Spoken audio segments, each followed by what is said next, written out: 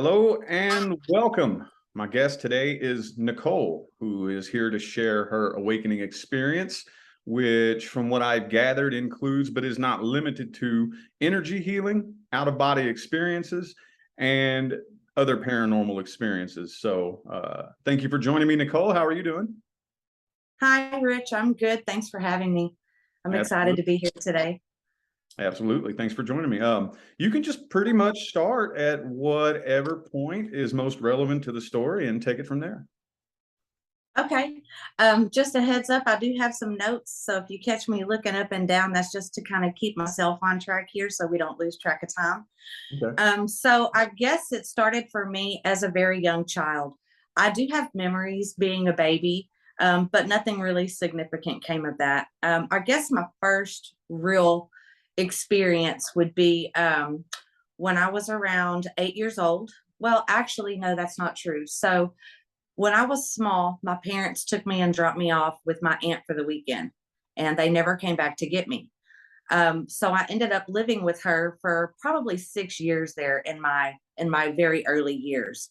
And like the color green that's behind you moving on the screen, there was a lady who I called the Green Lady, and she would follow me pretty much anywhere, and I could see her all the time. She looked close to me, but not close enough to touch. So my bed was up against the wall, and she would like walk in the wall. But when I would reach to the wall, it would look like she was further, where I couldn't put my hand. So she was never something that I could physically touch or hear, but she was cloaked. So she had a green cloak and a lantern that was also green. And she just kind of floated along, like wherever I was, the ballpark, outside in the woods. We lived in the country. So yeah, that was my first experience. And I started having dreams of my biological father, whom I don't really think I would remember because I was so small when they dropped me off, before I actually remember meeting him in real time. So then, fast forward, we'll go into about 10 years old. I've since moved in with my biological father, who is quite an abusive person. He's in a relationship with a much younger girl. Actually, she was a minor when they met, so it was kind of a weird situation. Anyway, he had a best friend, who was a very close friend of our family, and his name was Joe Boy. And on my dad's 33rd birthday, Joe Boy was in a very bad accident, and he ended up dying. He was hit head on by a semi. And I remember the whole day, like I remember everybody going to the funeral home. We weren't allowed to go inside because, I'm like 10 years old or something. So I had to sit out on the front step of the funeral home. But that night, I was sleeping on the top bunk of my bed, and Joe Boy came into my room, and he climbed up to the top bunk and he sat on the bed. He had on a baby blue suit with a white shirt and had this weird ruffle down the middle with a blue bow tie. And I thought, wow, that's the weirdest clothes I've ever seen you wear. Like, why are you dressed like that? Right. So he's like, hey, I need you to get up, like, get up from your bed and go tell your dad that I'm good. Like, everything's good. Like, we're still rolling forward. So I did. I get up, I go tell my dad, and my dad, who was in his room, he had a lot of uh, mind enhancers and a lot of pain medications on hand. And I think that that may have been an intervention point, for him, because he was handful in it, you know, handfuls, fistfuls at a time. It was really, really hard for him.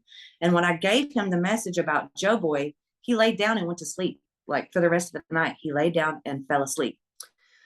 So then, fast forward, I had a very rough upbringing. I didn't go to school regularly. I didn't live in the same place regularly. I was always kind of in survival mode. And I was also always living in my shadow self, which means that I was living to survive. I wasn't living to build relationships. And sometimes when you live to survive, you do things that you wouldn't do if you were building relationships. For example, maybe a little narcissistic, or maybe I'm going to manipulate the system here or there, or I might be a little victim over here, and just kind of, I had to survive. I didn't have a place to live. My perceptions from a very young age were distorted, mentally, sexually, the whole 9 yards. So I really had no foundation of what this experience was supposed to look like. What I do remember was I would often go outside and just look up at the sky and say, okay, I'm fucking done. Like, come get me. This is enough. I've had enough. I'm not doing this. I changed my mind, basically, is what I would beg into the sky at night when I was just a little girl. Like, I've changed my mind. I've changed my mind. I don't want to do this anymore. And so obviously I never really got a response from those days. But I always was talking to the sky. And it wasn't like talking to God in the sky. Although in 1988, I was baptized as a Christian, and I did live my childhood as a devout Christian. When I moved in with my grandmother, she was very high in the church, choir, secretary. So we were constantly churching it. Like, we were having the body of Christ and drinking the bloods and doing all the things, right? Every Sunday and every Wednesday. So probably around the age of, I don't know, 13, things got really difficult for me mentally. I was medicated as a child for depression and anxiety. And I mean, like, when I was like 11 years old, they were giving me Xanax, prescription Xanax as a child. They were the little peach Xanax, but they were Xanax nonetheless. And I took them and went to school. Like, these were my school meds, right? So my meds always increased throughout my life. Like, they started at a very young age, and every time I would go to the doctor, which was for my psyche from the abuse that I encountered in the home that I was still in, they would just up my meds, like more medication, more medication. And I remember one of the things that was so prominent in the doctors and talking back and forth was that I could only see black and white. Like, there's no gray area for me. It's either good or it's bad. There is no in between, right? That's how my mind functioned. So they kept like medicating that and medicating that. And this side of the experience where I am now, learning human design and all the things about how your body functions and how we're different, I've learned that is part of my intuition. That is part of my how I respond and how I bring in the world. It's either a hard yes for me or it's a hard no. And that helps me be in alignment with the energy and the frequency of my natural resonance, which means I'm keeping my field clean, right? But at the time I was young, again, I didn't know that. So for me, black and white was the bad part of me that I had to escape because I wasn't normal and I couldn't have a normal job. I couldn't go to a normal school. So then I started like dreaming about things. I was in my first relationship, and I dreamt of a baby boy, and then I got pregnant and had my son, who looked just like he did in my dream. I split up from that relationship. Obviously, I was very young. I was 19 when I had my first child. And when I got into the relationship that I'm in now, let me make sure I didn't miss anything. Oh, yeah, I did miss something. So between my first marriage and my second marriage, I was living in, where was I? Lufkin, Texas. And I have always heard things like voices, and I've always seen things, which is one of the reasons why they would medicate me so heavily.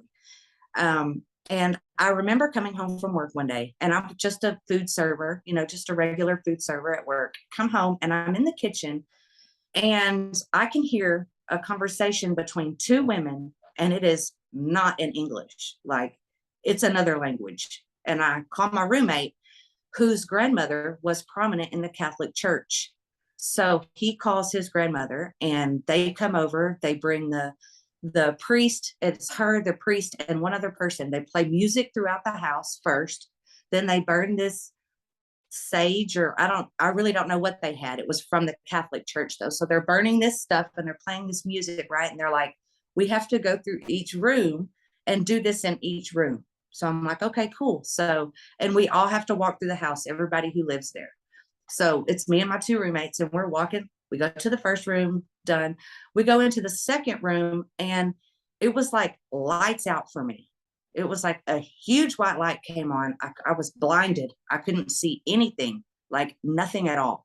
And when I remember coming to, I wasn't even in the house anymore. I was in the carport, and I was drooling on myself, and I was shaking. Well, just talking about it's raising my vibration. Like I can feel that experience coming back into my body. But it was a very jolting experience. And they told me that I was possessed, that I had basically demons, that I needed to be, exorcised, which I believed because I had been medicated since a child, horrible upbringing.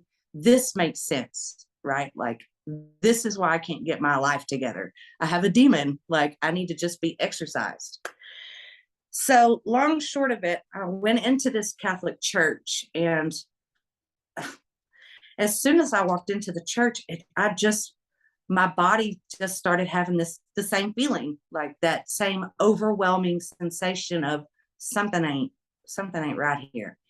And so I had to get up and excuse myself. I was like, I can't breathe in here. I literally have to go outside. And when I got outside, I was like, it feels like devil worshiping in there. Like that's the best way I can describe it. I feel like I'm in some devil worshiping thing. And everybody was so angry with me. Like they were so angry. And remember, I'm a Christian. Okay. So it's not like I'm an atheist and I don't believe in God. I called them into my home to clear this, whatever this was, right? So now I'm like, I can't even go in there at this point. And now I'm super confused. I have no clue what any of this means, but my body is just out of control. Like it's shaking. I'm feeling panic. Have you ever had a panic attack? Absolutely. Okay. So that's what it was. Something was in there just squeezing my lungs to the point where I couldn't even take an inhale. My hands started to close. Like it was the whole thing, right? And I'm like, this is not, like there's something going on here. But at the time, I wasn't aware that I was an energetic being. I wasn't aware that I had my own vibrational frequency. I wasn't aware of my light body. I wasn't aware of my Merkaba. I wasn't aware of any of those things about myself. The only things that I was aware of was that I was broken, I wasn't normal, and that I needed help, that I couldn't have a successful life without pills or doctors or someone to show me what to do, right? Because I'm broken. So after that experience, I kind of went off the deep end a little bit, went through my drug phase. I did plenty of drugs, drank plenty of alcohol, did all the fun stuff, which wasn't that fun. Like now that I'm looking back, it wasn't that great at all. but it did, however, allow me to open different doorways in my consciousness. So experimenting those days, although when I look back doing the drugs those days, the effects were a lot different. Like I remember having an awful trip on acid where my eyeballs were bleeding, and I'm just, like constantly wiping this blood off my face. And it's not the same now, not that I'm out here doing acid, but it's the frame of mind is what that goes around. Anyway, the drug experience opened up a lot of different doorways and pathways for me. And the side effects, and when I say doorways and pathways, let me clear that up, that I'm not saying like drugs opened up a new life for me. They opened up side effects, they opened up depression, they opened up so many things for me that I did not want, that I did not need. It did, however, allow me I was able to pull away from the drugs. My sister was not. So she's in rehab right now, and I'm here. I can now look at myself and others and tell when they're on a certain energetic frequency because I've been there. So it allowed me the gift of sight. So I can see when someone's having an experience that I've already had, because we're reflectors for each other. and I can identify with that vibrational frequency because I surpassed it to get where I am. Not that I'm better, because I'm not. We all have the same vibrational frequency, but we don't all reside on the same timeline of that vibrational frequency. So what that means to me is there is only love, right? But if you were to separate love into 2 points, you would have love. And some people would say hate, but hate is just the exact opposite of love. So they're really the exact same thing also. I use fear because fear is what controls. So we have love on one side and fear on the other. And right in the middle is our consciousness. So we can choose, do we want to vibrate love or do we want to vibrate fear? Or are we going to stay neutral and go into our Christ consciousness, where we don't identify with any of these things because we are the love. We are that center zero space frequency. We are sparks of that divine essence. So then, this is a lot, right? I told you I talk a lot. You're fine. You're fine. That's totally cool. I'm just taking it all. This is a learning experience for me too, so I'm okay, good.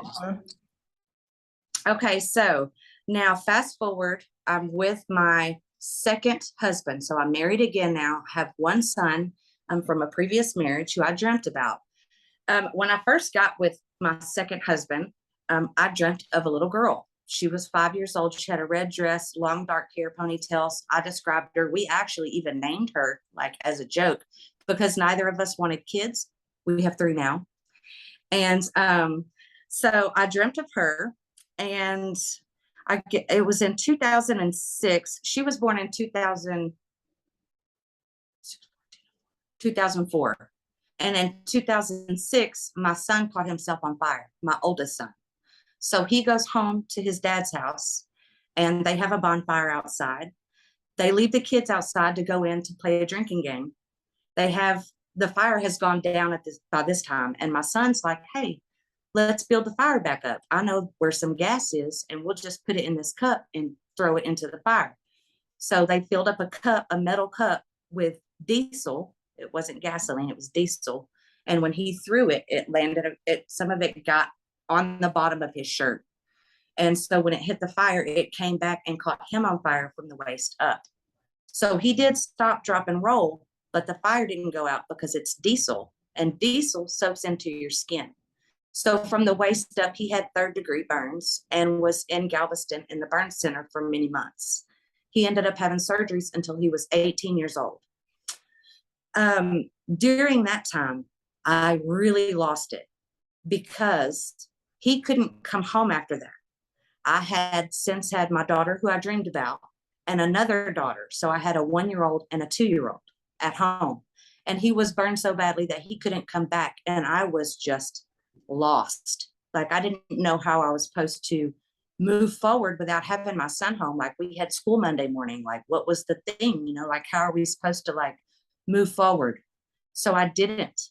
I went into the doctor and I said, I need somebody right now to help me right now before I, kill myself, which I had already attempted a couple of times and been locked up for as a child. They put me in an actual hospital for, I don't know, 6 months or something.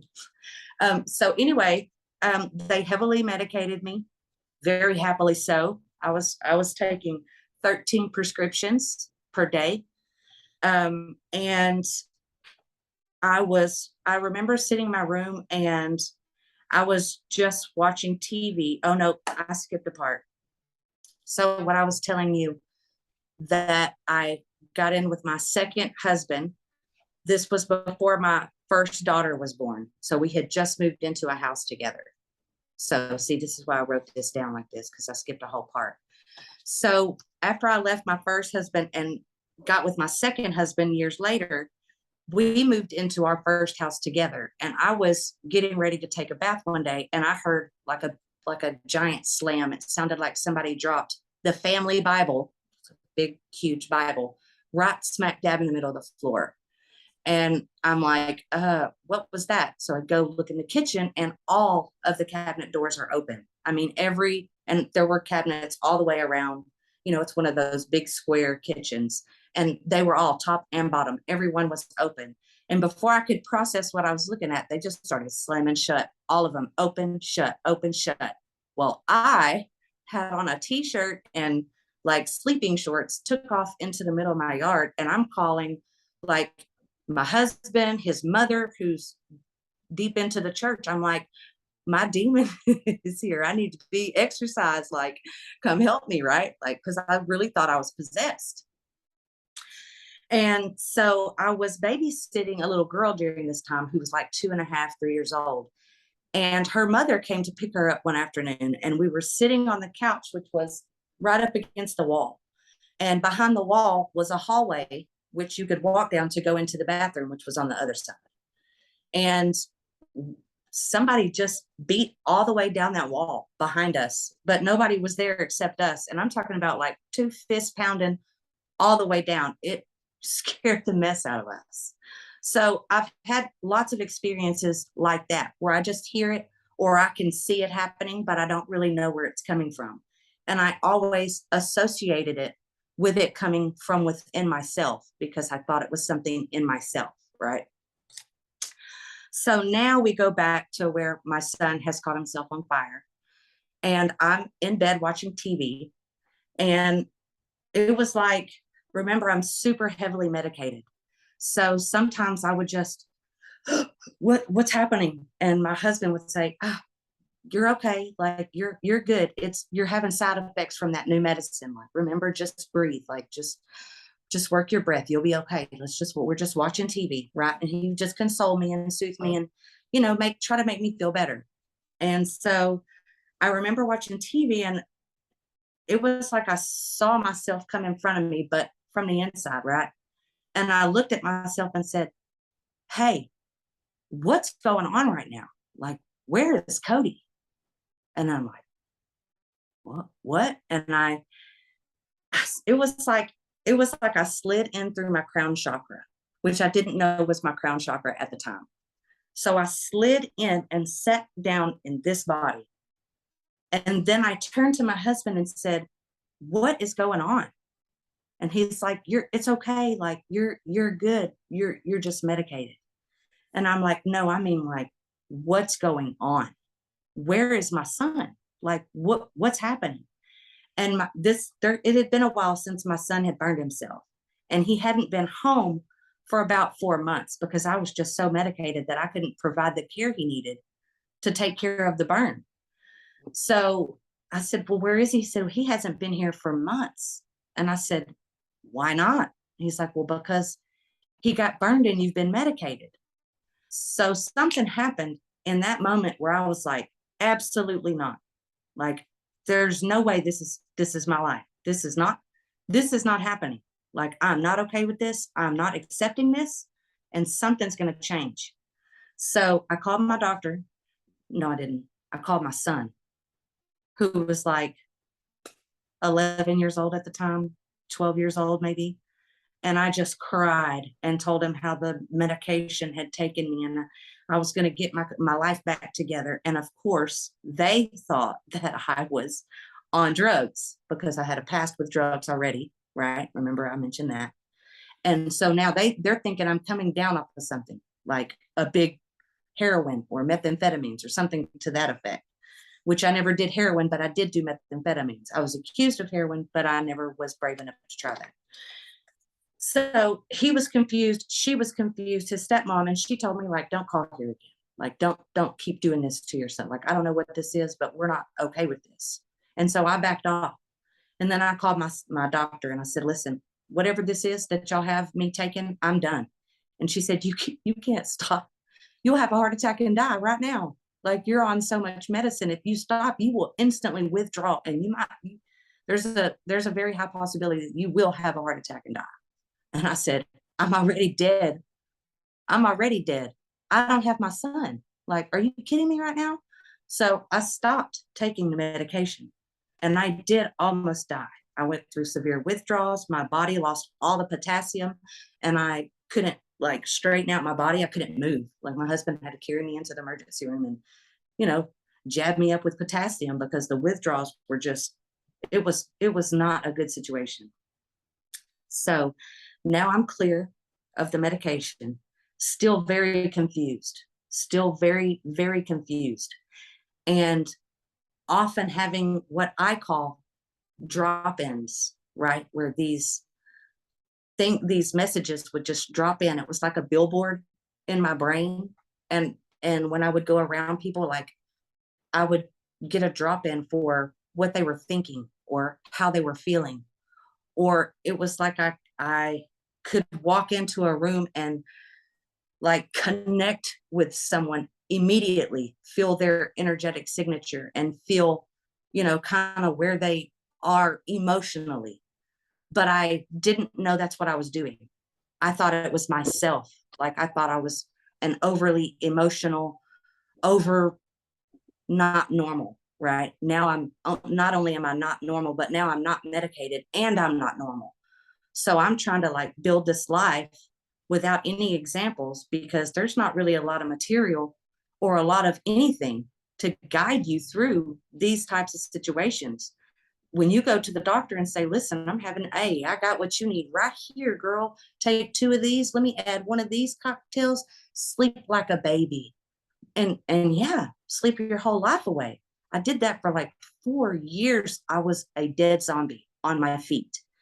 And so fast forward through all that, about 2016, I had this weird shift that came over me. I had been diving down these rabbit holes and finding so many things about everything, America, the cosmic, the galaxy, the presidents, the matrix, the simulation. Like there was so many things that I uncovered in a very short period of time. So I took myself out of working for someone else and I opened my own cleaning business. So I started cleaning houses and offices to sustain myself so I wouldn't have to work for someone else in the matrix, right? Because I was like, I'm taking myself out of the matrix, right? So I did that and I started this cleaning business, which I had to drive to one of my cleans. It was probably like a good 20-minute drive. I live out in the country. And it was a sand plant. So we had to drive 20 miles out, to the sand plant to do this clean.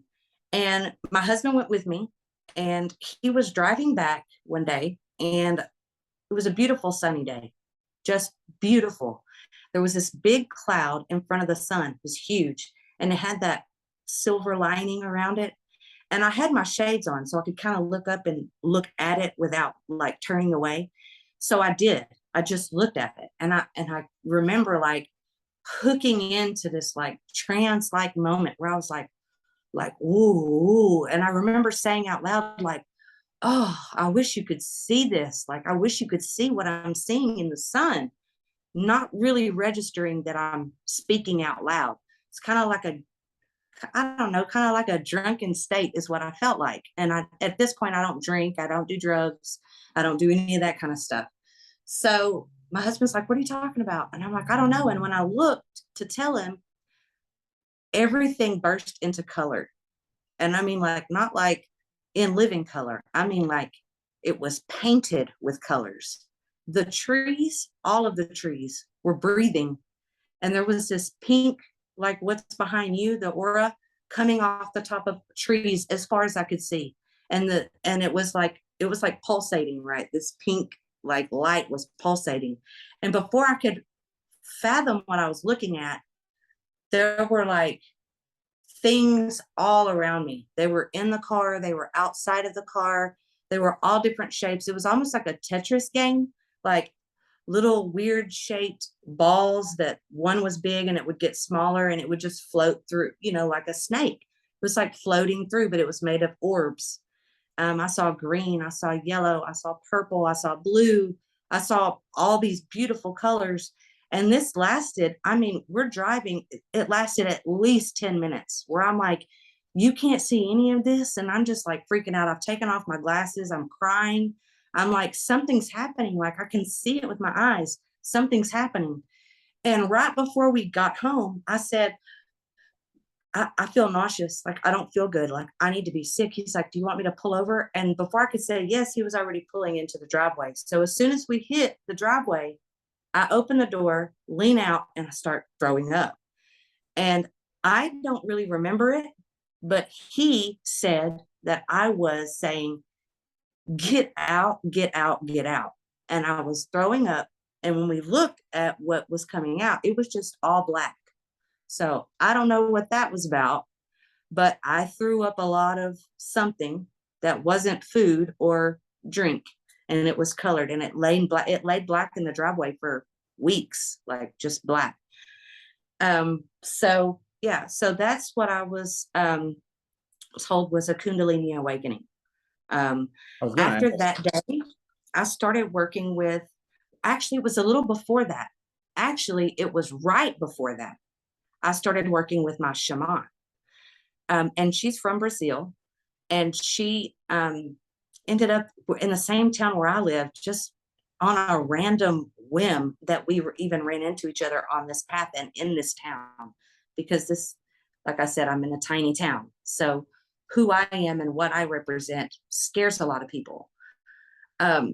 So anyway, I started working with her, and we started doing these energetic clearings, clearing the womb, clearing the waters, clearing everything. And she told me that I was a channel, which I didn't understand for a long time. And then it started coming to me that the channeling, we're all channels. Okay. So every human person that's walking around that's real with the soul is a channel. And what happens is we channel vibrational frequencies, things that are moving and shaking, things that sound that we can't see and hear are coming into our field all the time. So this began my journey of coming back to wholeness and remembering who I actually am and what I am here for. So I started doing these ceremonies with her. I don't know if you've ever heard of hape. It's where they blow this herbal tobacco up your nose. You don't sniff it. They just blow it up, and that does the trick. And then you kind of let it fall out of your nose. And it just gives you like an uber enhanced connection to source, right? It's like it's for meditation purposes, to expand your consciousness, if you will. So I'm doing the first hape ceremony with my shaman, and I see this baby in the universe, and it's just like a fetus, and it's like floating around. And when we came to, she was talking to us about our experience. Did you see anything? Did you feel anything? And I was like, I did. I had the weirdest, like, I saw a baby. And remember, I dreamt about my own kids. Okay. So at this point, one of my gifts that I was unaware of until now is that I can have premonitions of people who I'm close with if they're pregnant and what they're going to have. I can determine the sex of the baby, but it comes to me in dreams. And I can describe the baby. And so, yeah, that's pretty weird. So anyway, I had a vision of this baby. And when I told her, she's like, hold on, are you serious? Because my friend from Brazil just told me that she had a vision of a baby with me. And now we're doing this. And you had a vision of a baby and you're with me. So I wonder if this is something. And less than a year later, she gave birth to her son, Lohan, which means the light. And I dreamt of him before he was in physical form too, like 3 times, and could describe him as well. I also dreamt of my sister-in-law's 2 pregnancies. I had sympathy symptoms with one of her children. I thought I was in labor myself. I thought I was pregnant myself too. I dreamt of my own sister's kids, both of all my sister's kids. So I have that dreaming baby thing. That's a nice connection for me. Mm-hmm. So the second hape ceremony that I did was probably the most impactful one for me. And it's very basic, and it's not like a big thing happened. A small backstory is that there was a little girl that lived in our town who was like 10 years old. And she was being bullied at school and ended up hanging herself on the swing set in her backyard. She did leave a note, and it just rocked our town. I mean, it just rocked. There's like 2,000 people in this town, and we pretty much all know each other. So I didn't know the little girl personally. I knew of her family, and my neighbor's daughter was best friends with her. My husband is an artist and ended up doing a painting of her a couple of years after this experience, but that's a separate story. So anyway, I'm doing this meditation, and this little girl, Evelyn, comes to me in the meditation. And the way it happened was it just opened up into this big field. It was green with beautiful sunlight, blue clouds. And she just kind of spun into my vision, like she had her arms out and she was spinning around like a kid. And she spun around into my vision. And when she stopped, she turned her head to the side and smiled. But she didn't show me her teeth. She just smiled. So she showed me her eyes and said to me, I need you to help me with this light. Okay. So what I got from her soul was, there are kids that I know who need help, and I'm gone now. So can you help me? That's the message that I got. And I read energy. I read some cards. I'm not good like you, but I'm a reader. So anyway, it just completely opened up a whole new aspect of myself. So it started real small. It's like, you know what? I'm going to create something for kids to go to. It's going to be called the Lighthouse. So I went in and used some of my certifications. I'm a yoga instructor. So I used that to this benefit of starting a kids class, a mindful infused yoga kids class for kids age pre-K through 7th grade. And I had 2 classes. And this went on a year before COVID came. And then COVID came and shut it all out. So I started a Facebook page called The Lighthouse. And it was just to drop consciousness seeds. While I was dropping these seeds of consciousness for other people to wake up, it was fueling my awakening. So what I thought I was doing for others, I was actually doing for myself. All the things I was doing for others, I was doing for myself. And it started with me anyway, right? It started with me like, I'm going to quit this medicine. I'm going to figure out something different. And when I found a little tiny spark of happiness without the medicine, I couldn't wait to tell the world that they didn't need the medication to thrive, like this coming from the bottom of the bottom. So I wanted to shout it at the rooftops. And the louder I shouted, hey, the less people could hear what I was saying. Nobody could even see me. And I shortly figured out why that was. So then I went through what I call the dark night of the soul, which is shattering of belief systems, the shattering of my personality, the removal of all the labels. And I mean all of the labels. I stripped myself down so much that I was nothing. And that's what I am. I am nothing and I am all. So I'm both. So that was a beautiful experience, but it was very difficult. And in doing that, I became a way shower in the way of showing the things that helped me stand back in my power. I show that now to other people.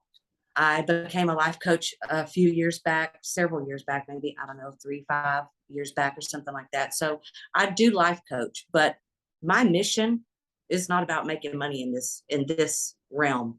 My mission in this realm is to open up the real currency, which is the energetic exchange, the frequencies that we're giving and taking from each other. So when I say that we're all a channel, we're all tuned in all the time. We're tuned in to something, whether we're aware of it or not. So when I was tuned in, when I was tuned in and unconscious of my tune, I was open for all of the channels to feed on my signal because I didn't have a specified transmission of direct communication. So it was just kind of like, oh, I'll do whatever, up and down, right? I didn't have a consistent basis for who and what I was. I didn't know who I was, and I didn't know my own energetic signature. So when I learned and discovered my energetic signature, which took years for me, but now I guide people through it much quicker. That's how it works, right? You have one person that does it the hard way. I take the long way for everything. And then I can show you it a very short period of time. If I can't show you, then I'm not really teaching you anything. I'm just talking shit, right? So we zero space all of these things, and we come back into the zero space field, which is I'm not attached to any outcome. Okay. I'm allowing for the universe to provide me with every possible outcome that my mind can't even imagine. Once I start imagining the outcome that I desire, I'm limiting myself. Well, I want a 4-bedroom house. Okay, well, there's your limit. Now you get a 4-bedroom house. Okay, so don't cap anything. You just allow for the universe to bring in everything you need in the now moment, because everything really does exist in this now moment. Every version of you is just doing its thing, every version of me. So if you've ever had like deja vu, there's a you on another timeline who's having a similar experience at the same time, because we're on the same time, we're all on the same vibrational frequency. But there are many variations of said. Okay, so we're like a big guitar, right? Like a big old guitar with a lot of strings. The guitar is source, it's the creator, the creation itself. It's not separate. It's not like a man, like, hey, I'm going to make me a cool old. No, it's source is the creator, it's the creation, and we are sparks of that. So what we can do with our bodies, which are channels, is we can tune them into that source vibration. How does one do that? You align your mind and your heart together to come together and stop giving our power away with all these situations that don't fully serve. Well, what does that mean? Well, I had this job that I was offered with my cleaning business, and it was a fat job. It's like a B&B, right? And they pay me like $250 a flip, and they're flipping it like every 5 days. So I'm constantly in there cleaning. It's just building up. But the lady who was in charge was very, very rude and very, very ugly. And she would just get in my face and yell, and I would tell her, like, I don't appreciate you speaking to me this way. And if you don't, you're going to have to control your energy around me, because I worked very hard to keep my field clean. I'm not going to allow you to come in here and project whatever it is that you have going on into my field, because I know where I'm at today. I've been here all day, and I can feel your energy trying to change my signature right now. And I don't appreciate that. So I'm going to need you to shift what you have going, or we're going to have to make other arrangements. And she laughed in my face. A little backstory on that. 1 year ago yesterday, my family and I had to lock our home of 10 years that we bought and built, and all of our belongings were locked and left in the home due to a severe mold contamination that was in the walls that couldn't be seen due to some pipes that were leaking into some stud boards. I got very sick, ended up at the hospital, and that's how we figured out that there was mold. We had to do some, anyway, long story short, we lost everything. We had to take the clothes off we had on and lock them all in the house and walk away. So now I'm at my cleaning business. I'm living in a literal office building with no bathroom. Like my kids, I have 3 kids. We're all homeless. And this is our income, what we're eating off of and buying clothes. It's wintertime, it's cold. And she tells me, you can't make other arrangements because you're homeless and you need this money to take care of your kids. And I said, you need the money to take care of your kids. I don't need money to take care of my kids. The universe provides for me and mine.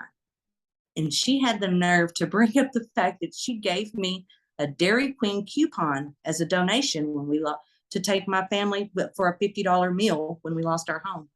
Yeah, living on donations, aren't you? She's trying to shake me, right? That energy's trying to jab into my soft spots, because it ain't easy being homeless with kids and losing everything. It ain't easy. I can promise you that right now. And she knew we were struggling because she helped us out, right? So she had that little information. And I looked her dead in the face and said, I'm not going to allow you to treat me this way.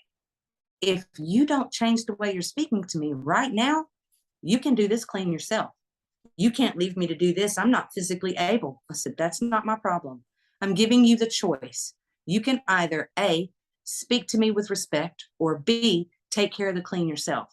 And she said, maybe another day when I'm feeling like it. For now, you need to come in here and make this money. You're on my clock.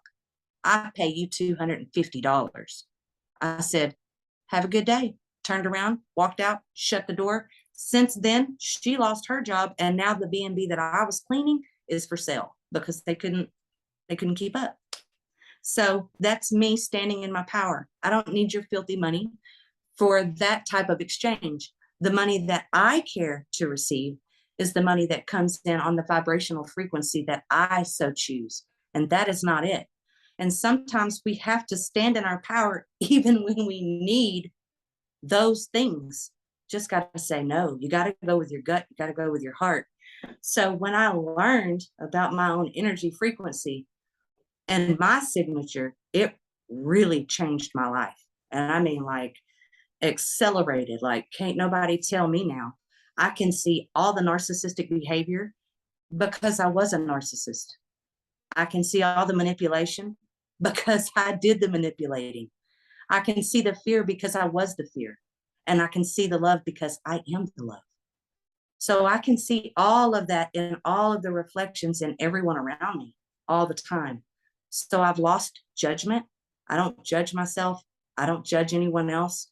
If what works for me doesn't work for you, heart, love, everything's great. Like, I have no ill will, no ill feelings. I'm just here to show the way. And if I can provide an example for those who are starting to come into what I went through, it won't look exactly the same, but just to have something to kind of hold on to know that there is a way out. Like, there's a way out. I now have another place to stay. You know, we're working right along, we're moving right along, and things are going exactly as they should. And I didn't have to take that job. I didn't have to do what didn't feel right in here. And people were very angry with me, like my in-laws and the people who, you know, see us struggling were like, you know, why would you not keep the job? It's not worth it to me.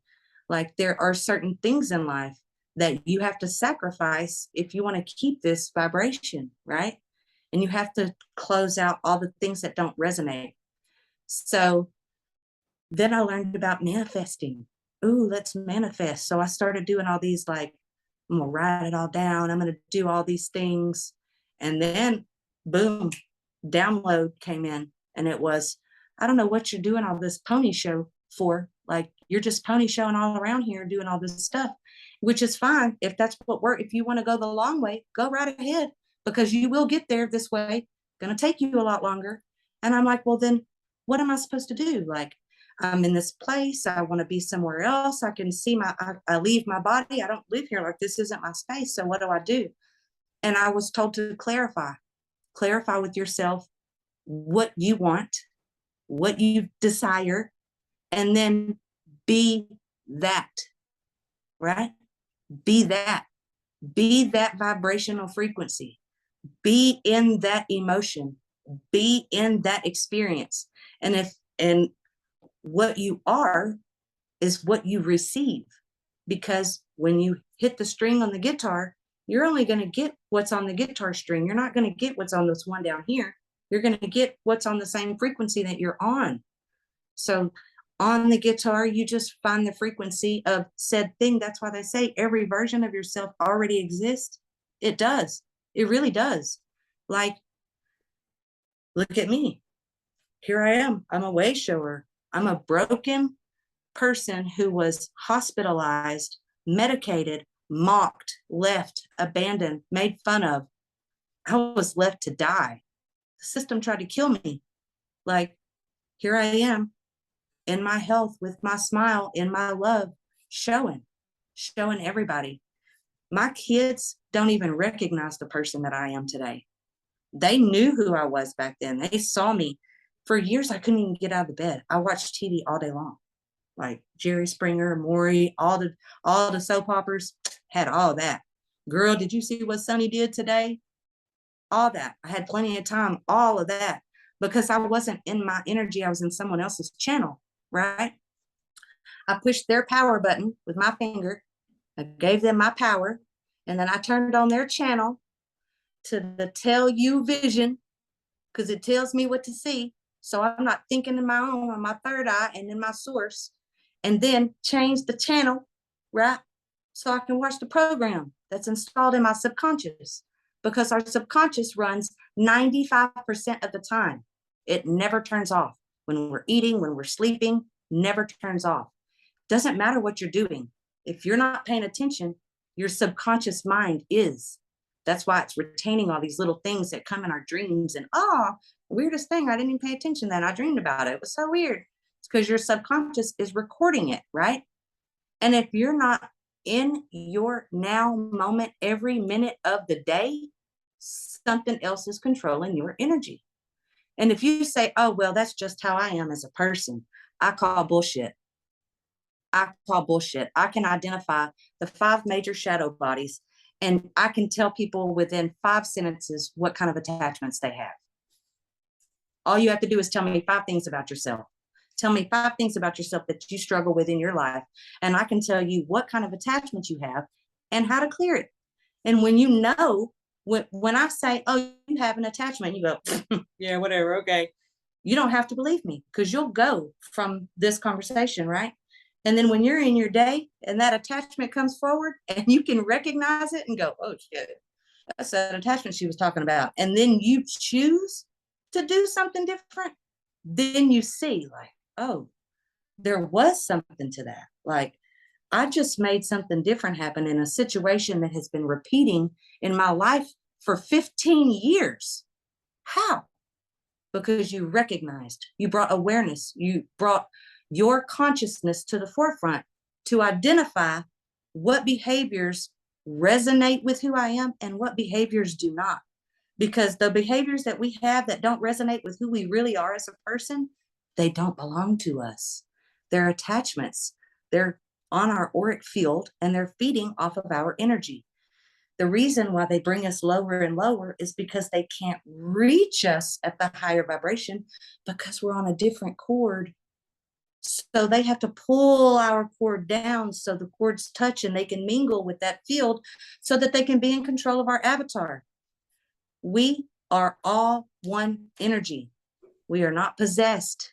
We are not demonic. We are not haunted. We are all source energy. And what's happening is we're finding balance with those energies. And if we're being haunted, maybe we should shift our perspective.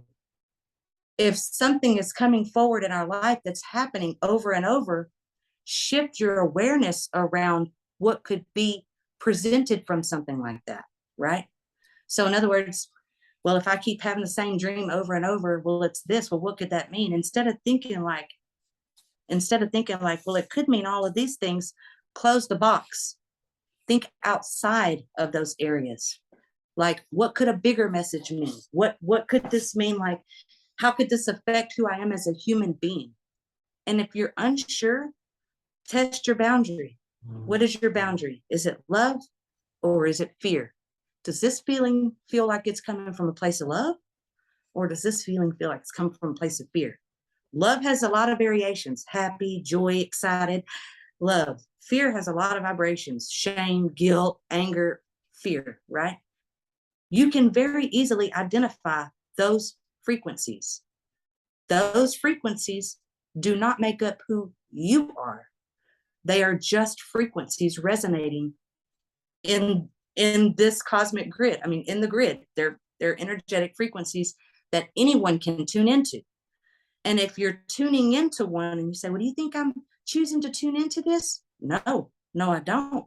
I think you might not be conscious of how and where you're tuning in, because I wasn't, right? So that's where I have ended up. So I started having ringing in my ears, and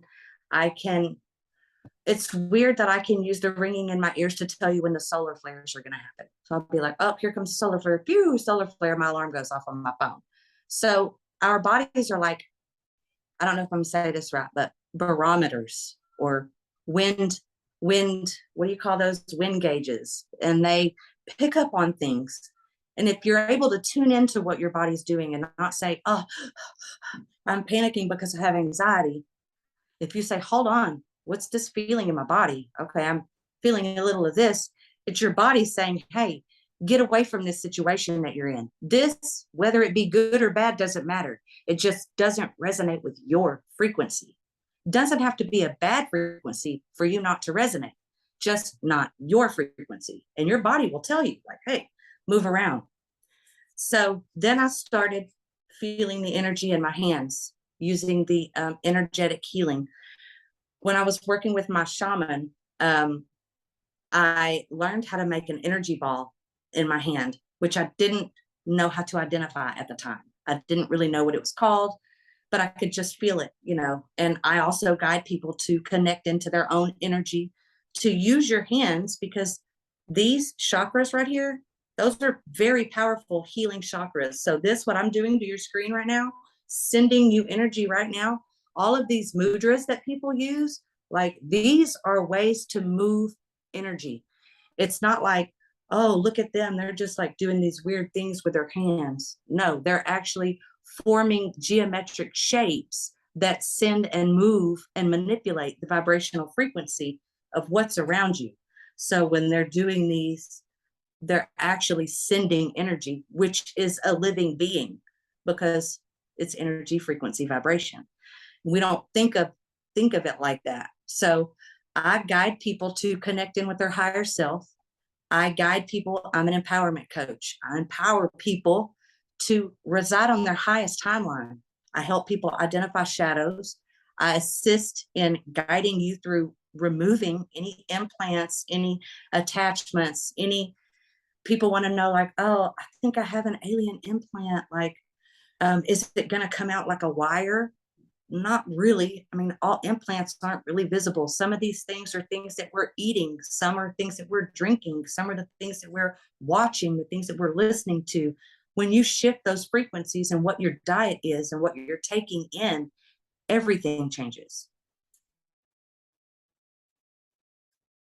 Well, So, thank you for sharing all that. I do have a couple of questions. The first one, I'm kind of curious as to, do you feel like some of the trauma that you experienced when you were younger may have been planned pre-birth to aid you towards the awakening experience?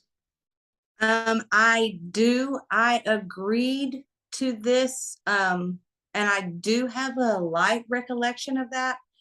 I did have a dream connecting into my star family once, and I was doing energetic healing there in the dream. So I was reaching into people's stomach and like pulling out trauma and then releasing it into the field. So what I know from just my meditations and my experiences, that before I came, we all choose to come here to do this experience, because what we're trying to do is we're trying to shake the whole vibration back into wholeness. It's been split up because we live in a plane of duality. So yes, I do think that it was planned. I picked my parents.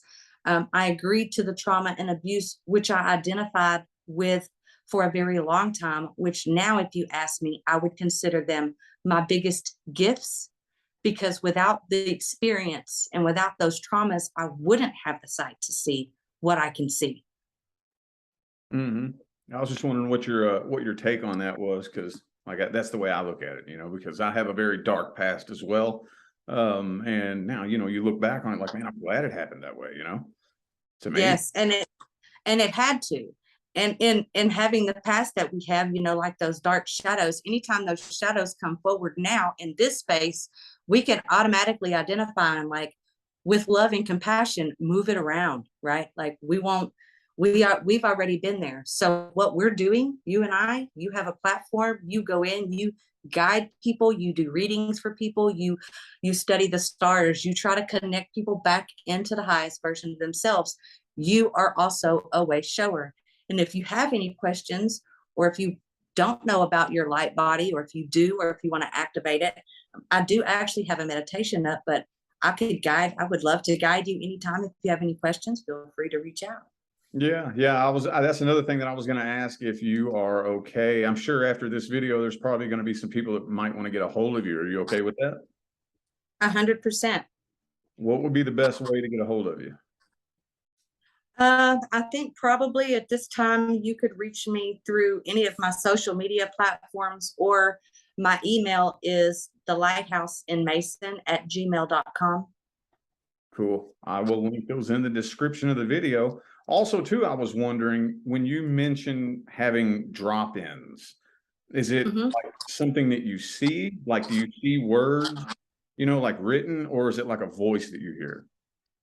I see written words. I see, it's really weird because it's like a big black billboard, and the words just come across in block white letters. It's a very basic, well, black and white. That's so funny. I never thought about that till just now. So yeah, I see it. It's in black and white. But sometimes I do hear things. And when I hear things, and even sometimes when I'm having a conversation or when I'm with a client, in real time while I'm guiding, my channel is a direct transmission from source. So I'm not open anywhere except here. So when I'm channeling, if my channel goes off, it'll pull back in immediately. And I'll go, oh, hold on. And then carry on. It's like the source is like, let me calibrate that for you, what you're saying. Let me calibrate. But I can catch myself in real time. So I also hear my voice talking to me, but it's separate from me. It's the higher mind. I hear my higher mind, which isn't separate from myself anymore. It used to be my higher self and it would come to me in a separate way, but now I'm coming into wholeness. So I've balanced my masculine and my feminine energies to come together to a join in my Christ consciousness. So yeah.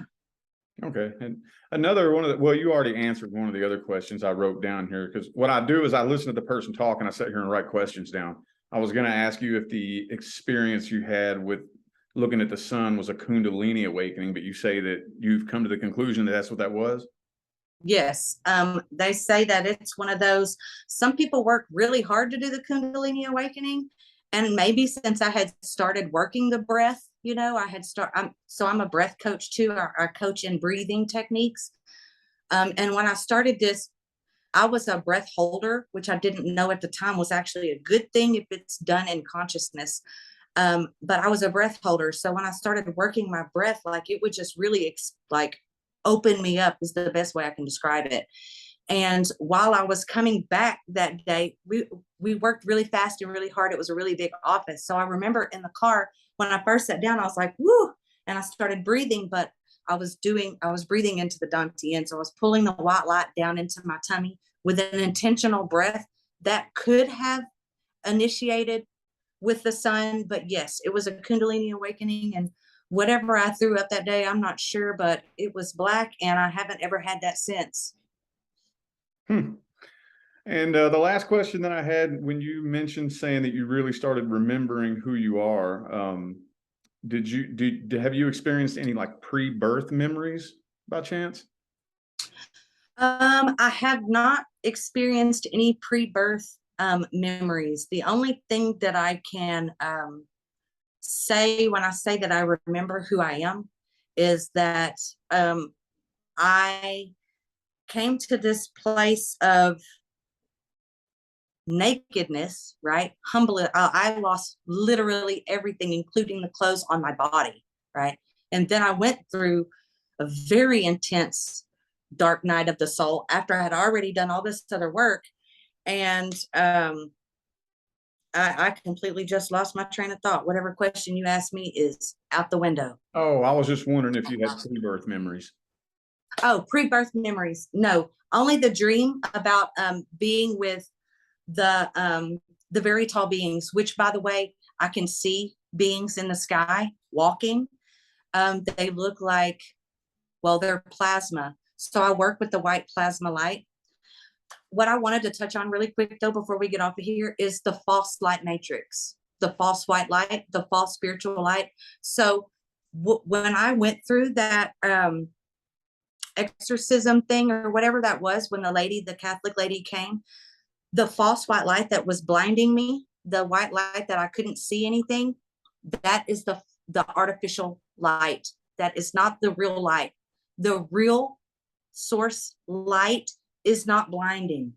You can see it with your eyes. It won't blind you. It's a plasma diamond So there's an artificial light and there's the real light. For me, the real light has become the plasma light. That white light is a very bright, very harsh light.